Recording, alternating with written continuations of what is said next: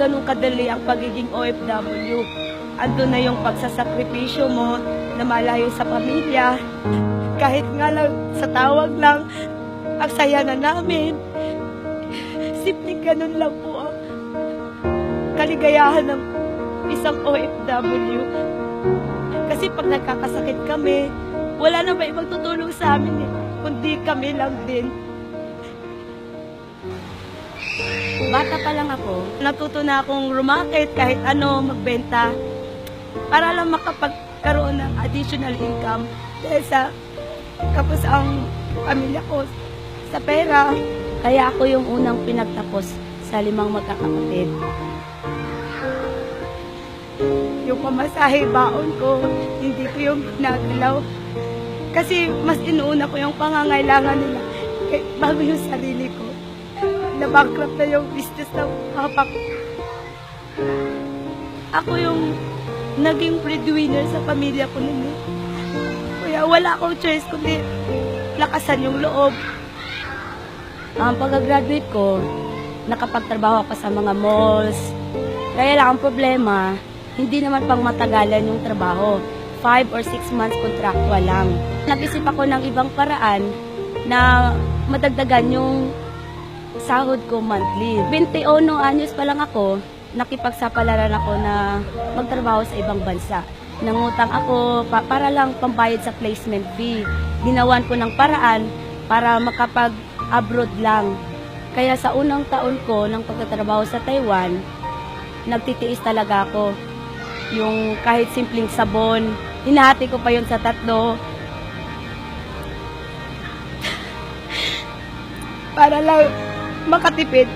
Kasi ang pagiging OFW, hindi naman ganun kadali eh. Kasi ando na yung burden. Kasi ang tingin kasi sa amin, parang bangko. Kasi nakikita nila sa Facebook. Alam mo yun, para asarap ng buhay, pero hindi nila alam kung gaano kasakit o yung pagsasakripisyo. For 3 years po na pagiging OFW ko po sa Taiwan, 12 hours po yun, night shift pa. Tapos pagagaling pa lang sa trabaho, wala ka pang tulog, magpa-part-time ka pa. Pagkatapos ng 3 years contract ko, yun nakilala ko yung asawa ko. Nagpakasal kami, bumalik ako ulit sa Taiwan. Nung nagkaroon kami ng baby, 8 months pa lang yung anak ko, sinasakripisyo ko ng iwan yun sa biyanan ko para lang makapagtrabaho ulit. Kasi nakasalalay pa rin sa akin yung responsibilidad na kailangan bayaran pa yung lupa na kinuha ko nung sa Bulacan. After 3 years, naging 2 na yung anak namin. Nag-focus na akong mag-alaga sa 2 kong anak. Wala na akong kita nun. Tamang-tama dumating ang JC Premier sa buhay namin.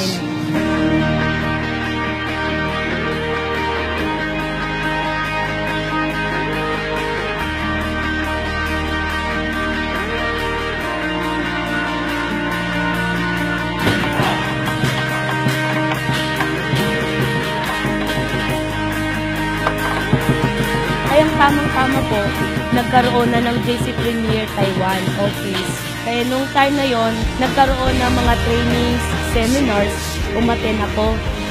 Andun yung interest ko at passion ko na matuto. Kasi yun lang yung mapapatunayan ko sa mister ko.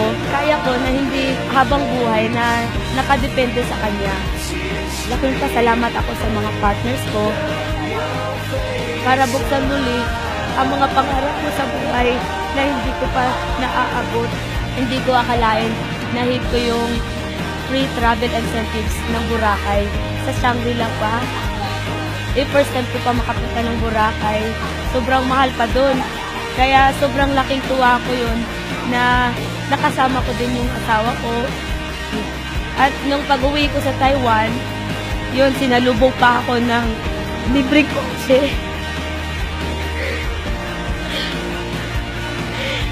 Pangarap namin ng asawa ko yun, magkaroon ng sariling kotse. Kahit sabihin na, partner na yung asawa mo, hindi naman ganun kadali din bumili ng sariling kotse. Kaya yung Ford Kuga na binigay ng company. Sobrang laking tulong po yun sa amin.